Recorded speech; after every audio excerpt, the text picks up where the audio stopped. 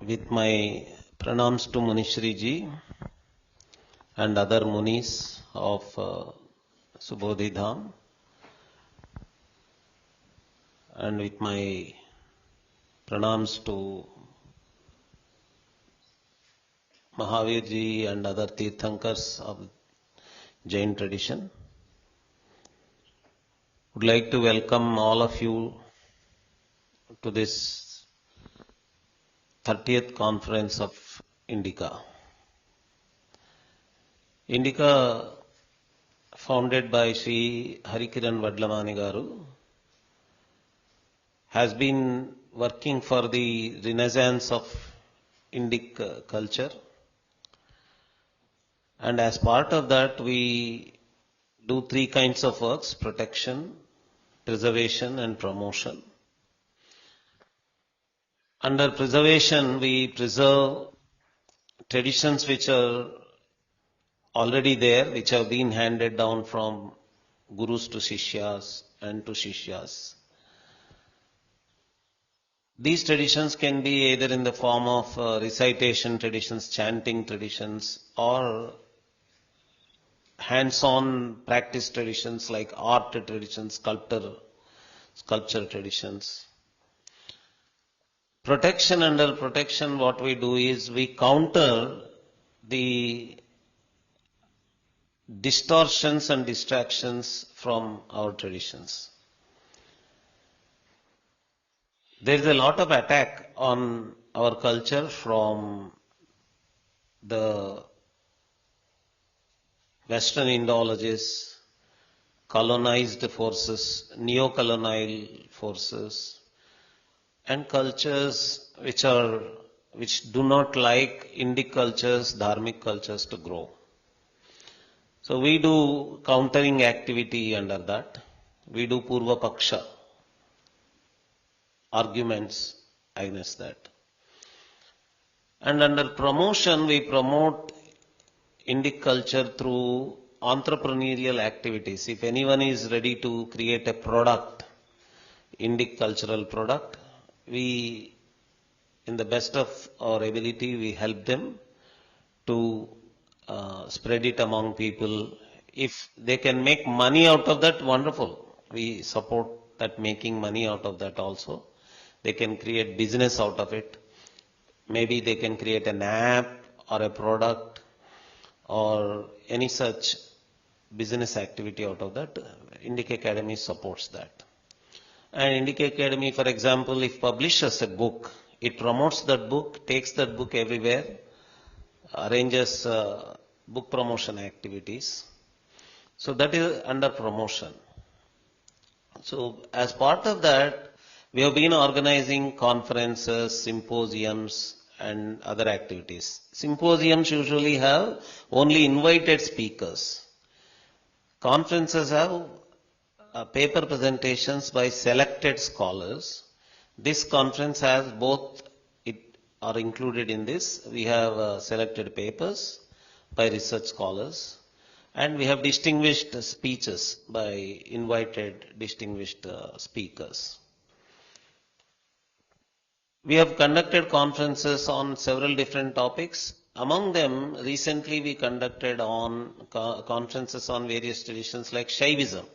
A conference on Shaivism was organized in Varanasi, and conference are organized on Vaishnavism, we organized at Srirangam, and on Tantra traditions we organized at Bhuvaneshwar. Now we are organizing this tradition on Jainism in that series of conferences on various Indic dharmic traditions. When we organize a conference, we do not organize the way universities organize, conventional universities organize. For example, if there is a conference on Jainism in a conventional university, what usually happens is there is this colonially created schism between Jain tradition and Vedic tradition, Jain tradition and Buddhist tradition, Jain tradition and many other Indic traditions. They would like to project all these traditions as completely isolated in themselves, not connected to any other Indic cultural strand. But our position is that Jain tradition is part of the entire dharmic cultural complex. I do not know how many of you are aware, from a very long time, around 150 years, there is a discipline that is being taught in the universities. Unfortunately, in India itself, it did not take off, but in Western universities, they teach a discipline called comparative religion. And when they teach this discipline, they classify religions into two major categories. One is Abrahamic religions. Under that they teach Judaism, Islam and Christianity together. And there is another category they make under comparative religions called Dharmic religions. And under that they teach Hinduism, Buddhism and Jainism. So they themselves are aware. In those universities, in the Western universities, they themselves already are teaching dharmic religions, dharmic religious traditions under one category and Abrahamic religions under another category. In our universities, because these subjects did not take off, only recently they are starting courses like an MA in Jain studies, MA in Buddhist studies, MA in Hindu studies. Hindu studies is starting only recently. Banaras Hindu University started it. Earlier it used to be only in Oxford University. Now there are MA courses and diploma courses in Buddhism, Jainism and all that. Until then we have been teaching physics, chemistry, botany, zoology, everything under the sun. We taught political science, sociology, economics, everything under the sun. But no Jainism, no Buddhism, no Hinduism, no religious studies, no comparative religion, no history of religion. All these subjects are being taught only in the Western universities. There is a department of history of religion. There is a department of religious studies. There is a department of comparative religion. And if at all there are any Hindu studies, Sanskrit studies or Indology, it is all in the Western universities, not in our universities. When we wanted to organize this conference on Jainism, I went to the internet and I was searching where are the Jain institutes and Jain universities. I found many names. Jain, it is called Jain University, Jain Engineering College, Jain this, Jain that. But nowhere there is a course on Jainism. Name is Jain. There is an international Jain school. There is an international Jain public school.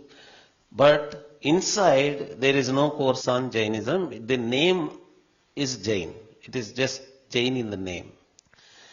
So now fortunately there is a new development. People are interested in Jain studies.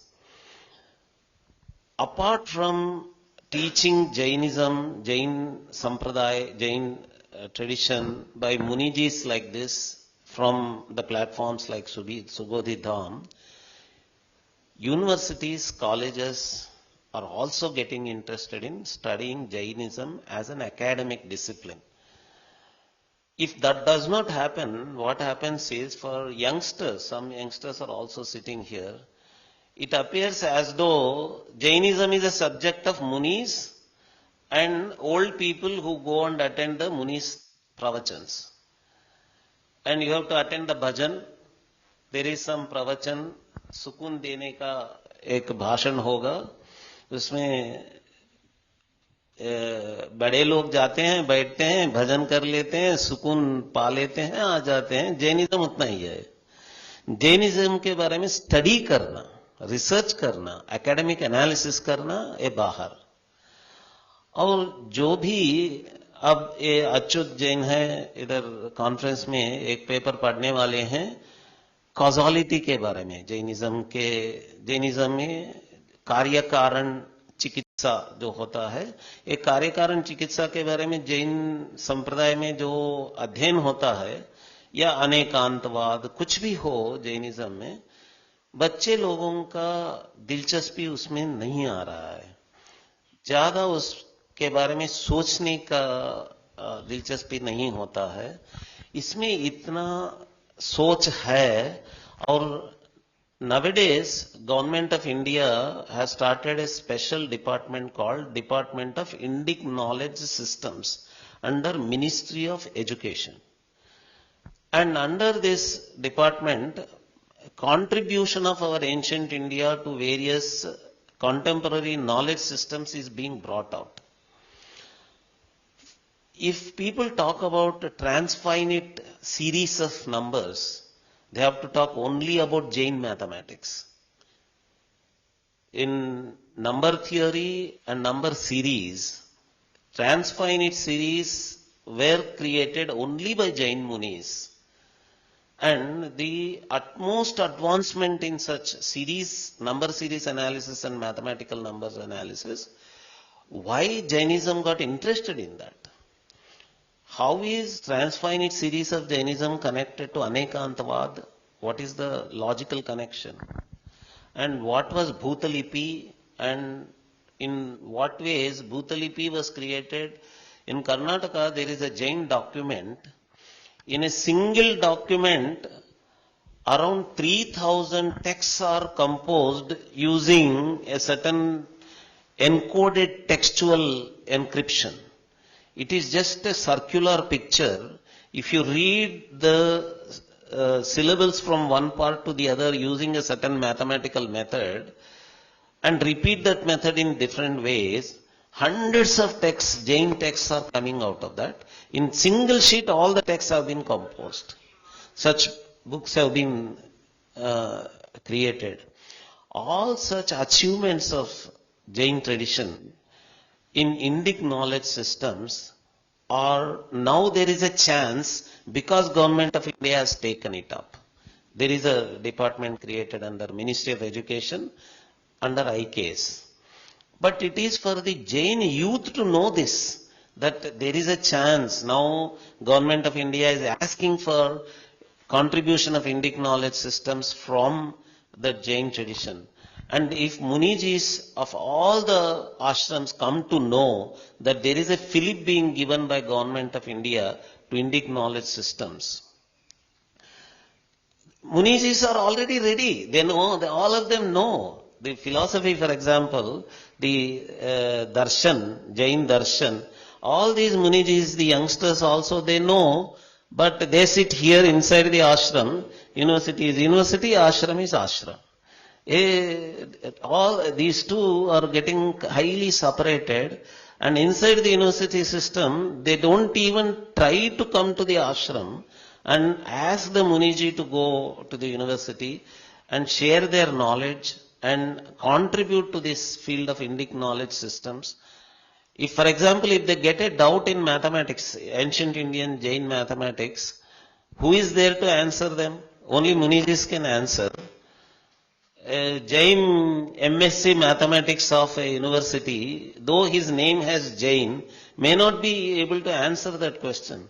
So that student, like our Achyut, has to bring them to Munijis. They have to tell, see, I am just a youngster, I did my contemporary MSc in mathematics only, I am not an expert, please come to Muniji, they will help you to answer these questions, because they have studied it in the way it has to be studied. So that connection, Indic Academy has taken a responsibility to create such a connection between the traditional systems of learning, where they are spending years and years. If one Muniji like this has to come to that stage, they take 12 years to complete one darshan, one shastra. If they have to study 12 years, they study. And after all those 12 years, their study will end in pravachan here. Not inside the university. University does not get benefited by that. So Indic Academy wants to connect this ashram system and the university system and bring this knowledge to the modern academic knowledge. So all the academicians who have come here now to give speeches, we wanted to give them an opportunity to see how ashram works, how Munijis live, how they talk. That is the reason we conducted it here. Otherwise, earlier most of our conferences, we used to accommodate them in hotels. And we used to provide an auditorium and all that. This time we wanted to do this, and we approached Vipul Kocharji. Please, Vipul Kocharji. It is his choice. It is Vipulji's choice that he selected this place, Subodhi Dham. And we thank him profusely for doing this. And Harikiran Vadlamani Garu and Vipulji are very good friends. So out of his friendship, he asked Vipulji to give us a place where we can organize this conference.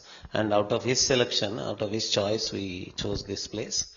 And most of the people who have come here are also his friends. I've seen that wonderful people, Sri Sushil Bhandari ji, Sudha Bhandari ji have come here. Sushil Bhandari ji is president of MBM Engineering College, Alumni Association, chairman of Rotary School, Jodhpur. Or Anandji Vyas, who is CEO of Adhyatma Sahitya Vikas Samsthan, or Bhandari ji, Principal General Manager of Rajasthan BSNL, and Surender Surna ji. All these, they have come here because they are friends of Vipulji. So, Vipulji has organized a wonderful senior people, scholars, important people in the society from Jodhpur. Usually our conferences have only our paper presenters as the audience. Because of Vipulji, thanks to Vipulji, all such wonderful people have come as audience to this conference. And we are going to have sessions on, one session is going to be on different locations of Jainism, including Sri Shailam. Sri Shailam, which is in Andhra Pradesh, currently is known as a Shiva and Devi's shrine. But originally it was also a very important Jain center. Jain and Veerashaiva traditions were flourishing together there. And one scholar is presenting paper on how Jainism was flourishing in very ancient times in Sri Shailam. And people know how Jainism is flourishing in different parts of North India and Karnataka and Tamil Nadu. And interestingly, our youngest scholar, Arjun, he has come. He is going to present a paper. He is a Vedic scholar. Actually, he is a Vedic trained Purohit Tantri from Kerala. But he is going to present Jainism, how Jainism flourished in Kerala, evidences of that existing in Jain culture in Kerala. So that way we are going to have different papers on different areas where Jainism flourished. Rishabh Bhandari is going to talk about Sri Shailam, and Hansamukh Sheth is going to talk about Sirohi, Rajasthan, and we are going to have a distinguished talk by Priyadarshana Jain, Professor Priyadarshana Jain from University of Madras. She is going to give the first distinguished talk on uniqueness of Jain culture. And we have another distinguished talk in the afternoon by Sneha Nagarkarji. It is going to be on Jaina Puranas. And there is going to be a session on the links between Jainism and other traditions.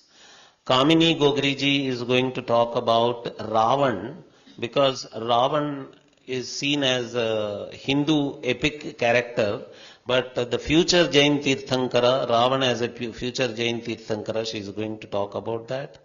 And there is going to be a talk on Jainism and Buddhism. Alok Varmaji is going to talk about that. And on art and architecture, we are going to have 3 talks. We are going to have Lajjaji, Alkeshji and Surbhiji. Alkesh ji has not come. He is in US. He has sent the paper. Some other person will read out the paper. And we have impact of Jainism on life. Sunil Kumar ji, Ashi Jain ji, they are going to talk about Jainism and life. For example, from renunciation to riches, the Jain merchant legacy in Bharat's economic and cultural tapestry is going to be the talk by Sunil Kumar. Ashi Jain is going to talk about Sallekhana is not suicide. This is the most debated topic. And there were all kinds of nonsensical, even legal interferences about Sallekhana. Unfortunately, even judiciary is not sufficiently educated in our traditions. That is why Sallekhana has become such a judicial topic also. So there is going to be a talk on that. And it is so wonderful that we are having a scholar from Bangladesh, Muhammad Tanim Naushad. And please hold your heart and listen. The title of his topic is Anekantavada. A person from Bangladesh is going to speak on Anekantavada, a special Jain episteme which can shun monoculturalism and monolithic understanding of the world. Wonderful. Please. Yeah, that is, we invite you, we welcome you, Muhammad Tanim Naushad ji. And this session is going to be on the theoretical aspects. That is why we included that in that. Kartika Jain, a very young girl, third year BA girl, she is going to talk on the pursuit of moksha through Ratnatraya. And Achyut Kant Jain is going to talk about causality, understanding causality in Jaina philosophy, unpacking the principles of Shadashatkaryavada, Bheda Bhedavada. This is a highly advanced philosophical topic. And we have our Dr. Coenrod Elstji's distinguished talk. Actually, he has been prodding all of us to conduct conferences on Jainism and Buddhism both from a very long time. We have it in our plans, but he was restless. He was saying, when is your Jainism conference going to come? When is your Buddhism conference going to come? Because this is very important. We should tell the world that they are part of our Indic cultural complex. If we do not conduct conferences, that significance will not come out. So we are very happy, and he is also happy that this conference is getting organized. And we are so proud to have him. He is going to talk about Adaivika nature of Jainism as per the Tattvartha Sutra. And finally, we in the valedictory session and in the inaugural session, both, we have the good fortune of having talks by Munijis. In the inaugural session, we are going to have the talk by Rashtrasant Sri Chandraprabha Sagarji. And in the valedictory session, we are going to have the talk by Rashtrasant Mahopadhyaya Sri Lalitprabh Sagarji Maharaj. So with these two talks in the inaugural and valedictory, we will have a combination of Munijis and research scholars. So in the valedictory session, I will be talking about the impact of Jainism on Telugu and Kannada literatures. I am basically from literature background, so I'll share my literary understanding of Telugu and Kannada literatures, how Jainism impacted it from 8th century to 13th century. Okay, that will be in the valedictory session. So with this, now you have the whole plan of the conference in front of you.